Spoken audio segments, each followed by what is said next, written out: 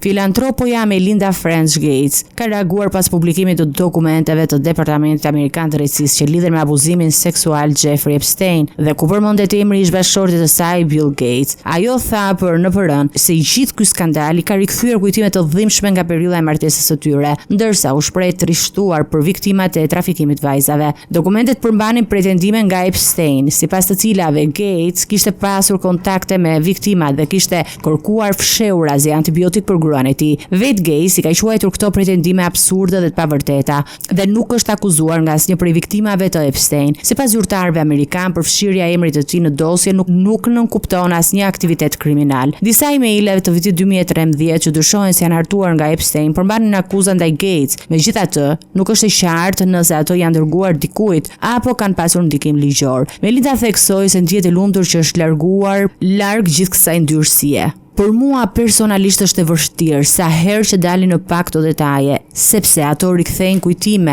nga disa periudha shumë të dhimbshme të martesës sime, por çfarëdo pyetje që mbeten për gjëra që unë as nuk mund t'i di plotësisht, ato pyetje u takojnë atyre personave, përfshirë dhe ish-bashkëshortit tim. Janë ata që duhet japin përgjigje për këto çështje dhe jo unë, u shpreh ish-bashkëshortja e Bill Gates. Çifti i cili ishte martuar për 27 vite u divorcua në vitin 2021. Mediat amerikane raportojnë se Melinda kishte shprehur shqetësime për raportet e Bill Gates me Epstein para ndarjes së tyre. Pas ndarjes, Bill Gates pranoi publikisht një lidhje jashtëmartësore me një punonjëse të Microsoftit në vitin 2019.